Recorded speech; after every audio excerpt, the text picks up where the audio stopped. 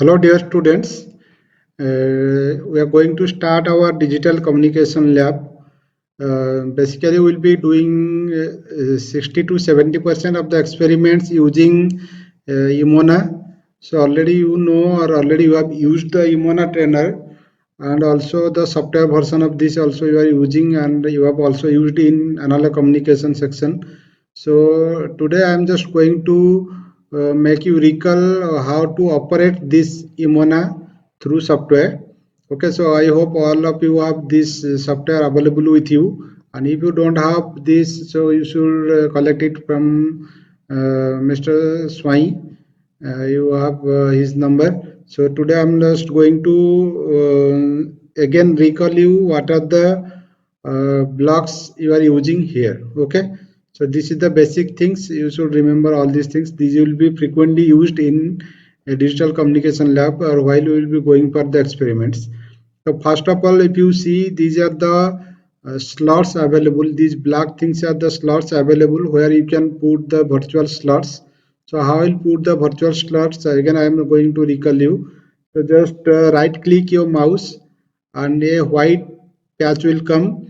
Again we have to select the required blocks. What are the required blocks available for you?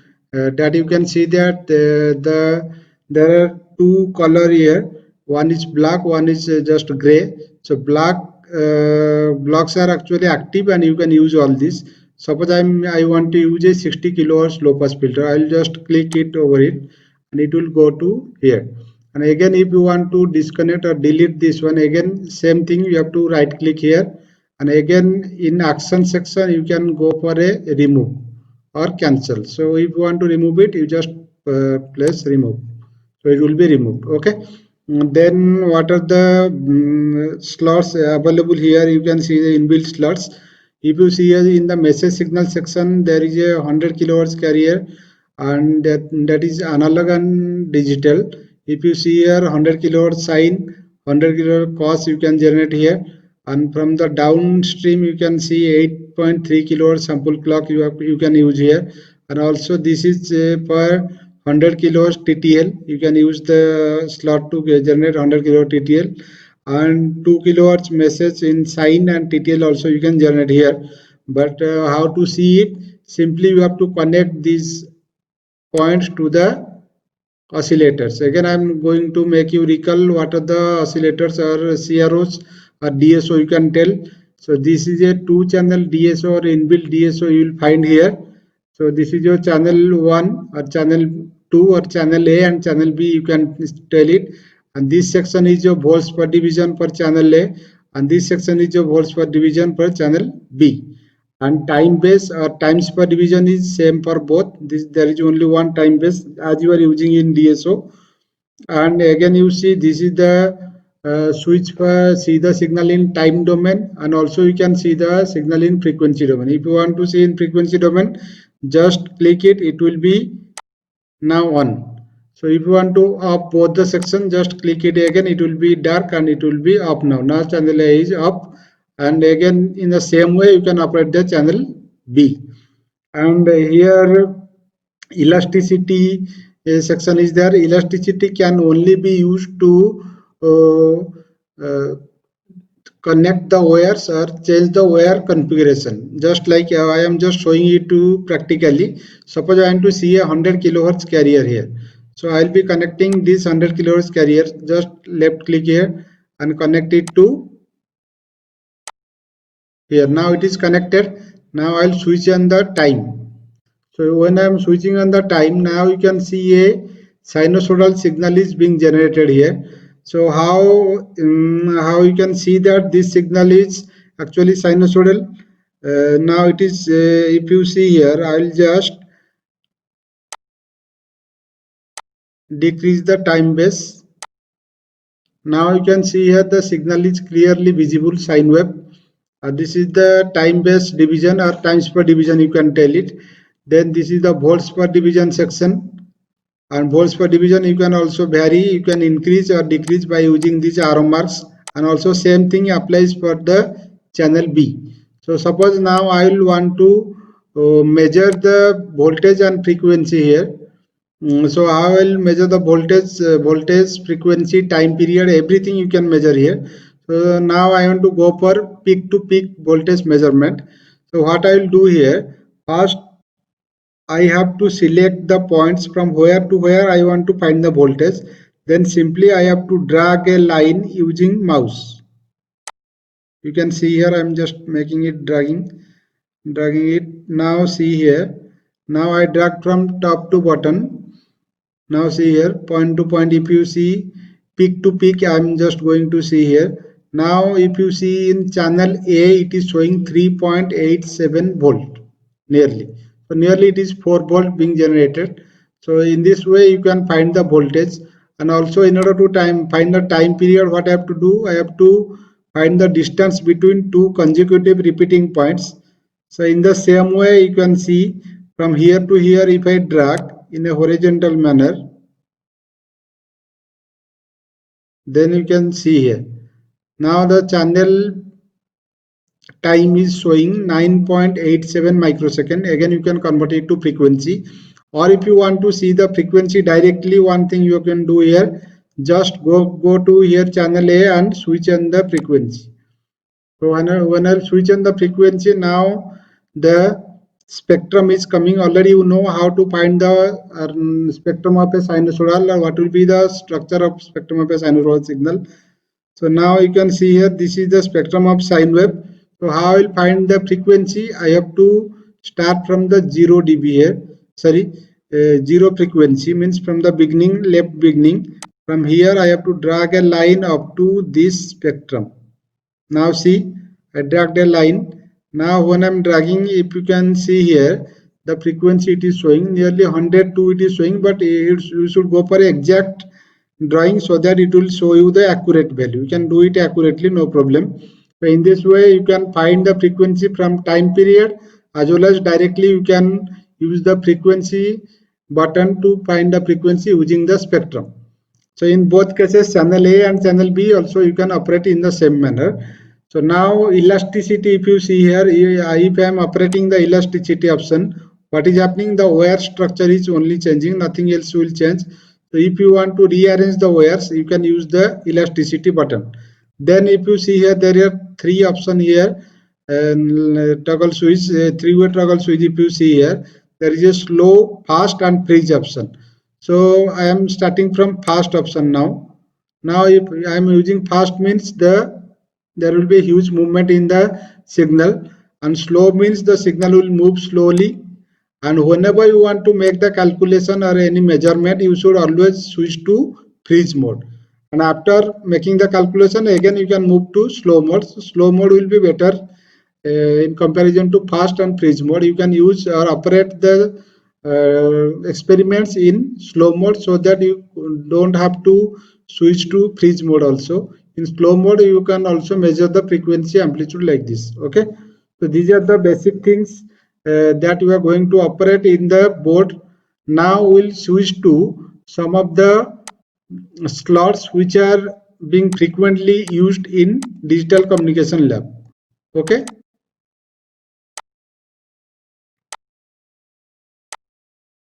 now I will disconnect the wire. Okay, so if you see here, now I will clear this. I have made it in freeze mode, so if I go to slow mode, again it will be clear now. Okay, so now I will show you some important slots or important circuits that you will be using in digital communication lab. You can also try it at your home. Means before conducting the experiment or conduction of the experiment, you should be familiar with all these components.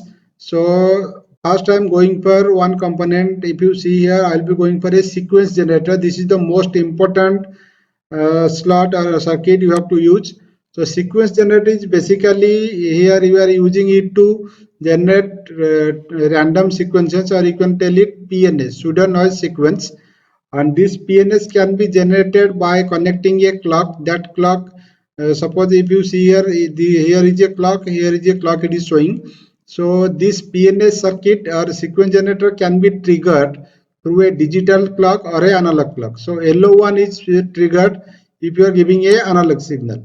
Okay, So I am giving an analog signal to here. So now I will be getting two sequences here. If you see here, X and Y. So X is one sequence and Y is another sequence. You can use any one sequence or both the sequence as per your requirement. And XY sequence will be basically bipolar. Okay, so bipolar means it will be having a value from minus B to plus B, and in the same way, if you see this XY, red XY, these are the only unipolar version. So if I am using X, suppose I am giving you an example. For X, I am connecting it to channel A, suppose. Okay, so if I am using channel A, okay, now I've connected this. I am able to generate a PNA sequence here, pseudo noise sequence. This is not a square wave. So if you see the signal, this is a PNA signal, and this is basically a bipolar signal. If you see here, you can see here I am freezing now the signal. If you see here, this signal is basically a bipolar signal. Means this red button, if you can see here, this is the symbol for the axis, and if you see here, the signal is stretching from minus to plus. So this is a bipolar signal. Again, in the same way, I am going to generate X signal below. I am connecting it to channel B.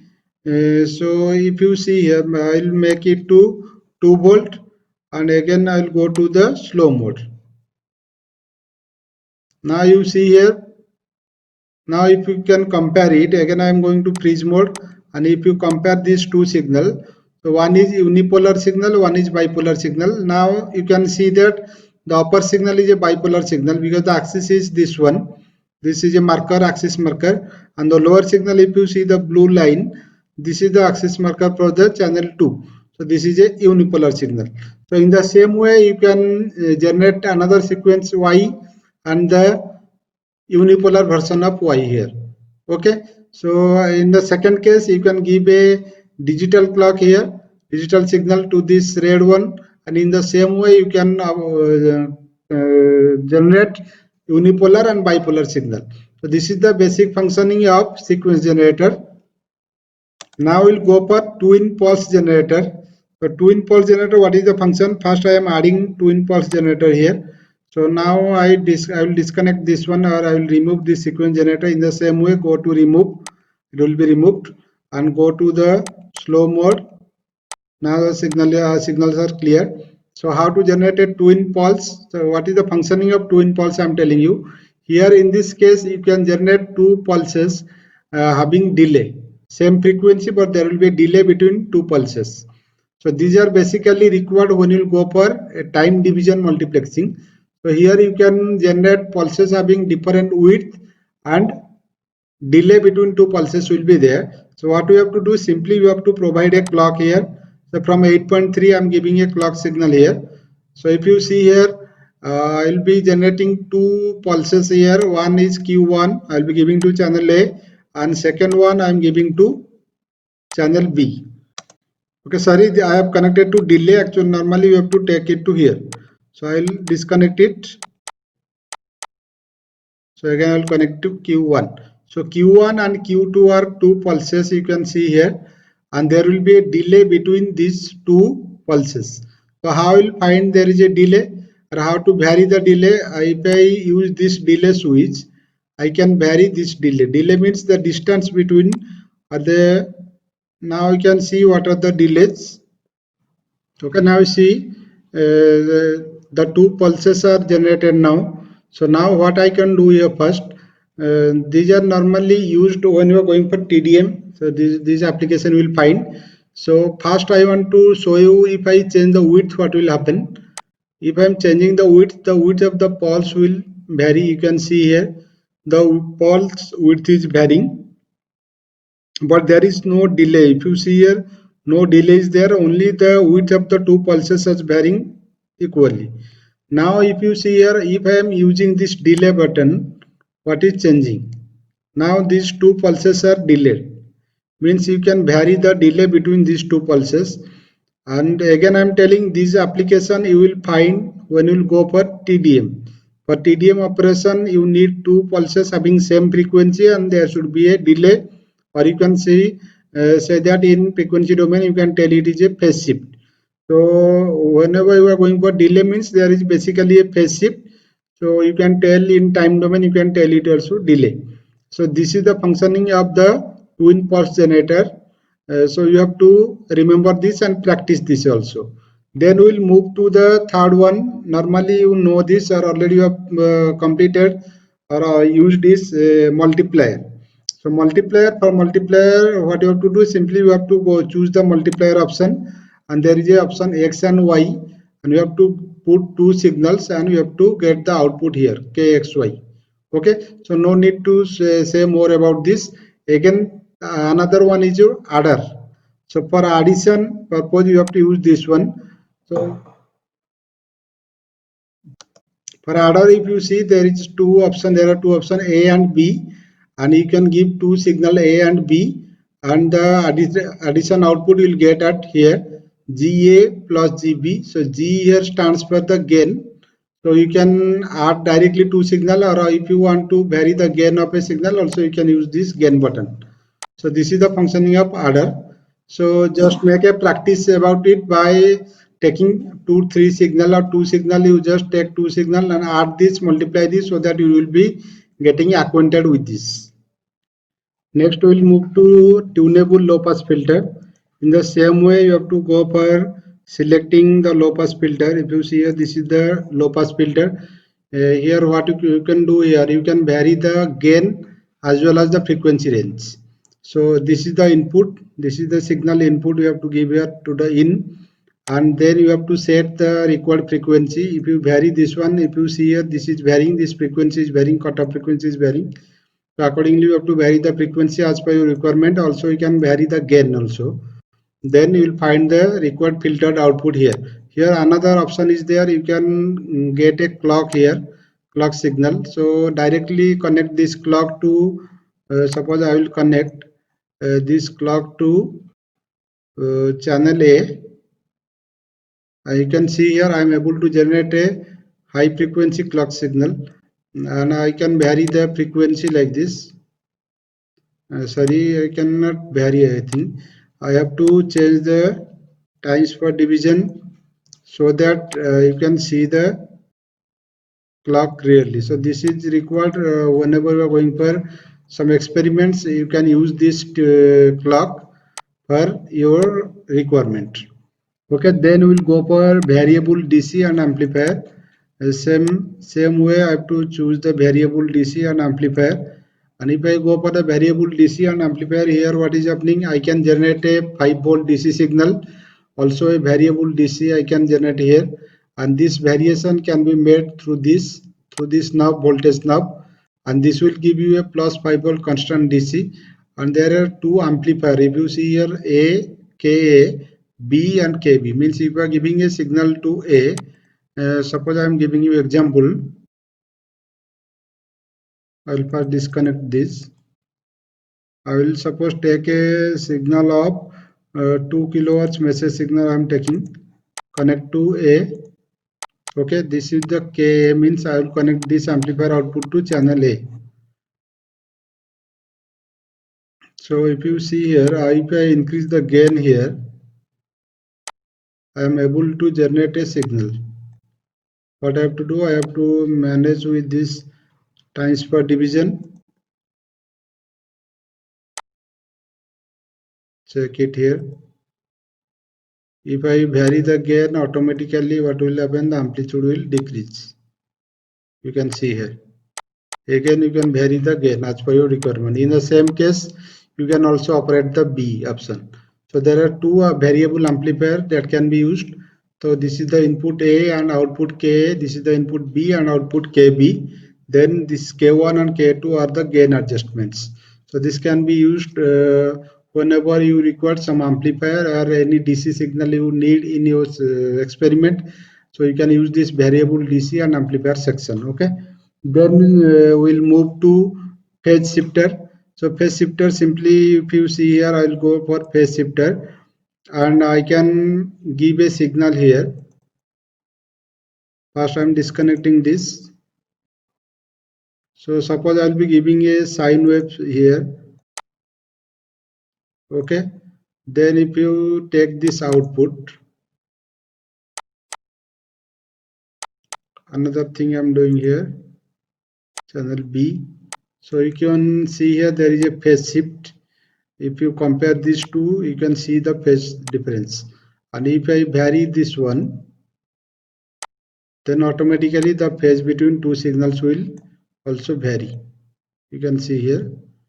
So as per your requirement, you can vary the phase between two signals by using the two knobs. Okay. So this is simply meant for varying the phase of the signal whenever you need in your experiment. Then another block I am going to show you, that is your utility knob. So utility section, what we will do here, utility means there are various types of circuits embedded here. If you see here, there is a comparator, then rectifier, diode plus low pass filter, then there is a inbuilt RC low pass filter, resistance, capacitance, low pass filter. So you can use as per your requirement. So whenever you are using a comparator, remember you have to use a reference voltage. Means whatever the signal you are giving, you have to compare with a reference voltage or reference DC value that you can go get from the variable DC. So this will be also required whenever you are going for the digital communication experiments. So whatever the components or whatever the blocks I told you, these are the frequently used knobs in digital communication lab. So you should be getting acquainted with all these knobs so that it will be easier for you to conduct the experiments.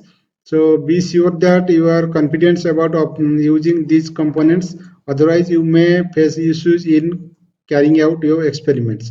So before conduction of experiment, you should complete all these practices so that it will be very easy for you to go for the further experiment. Thank you.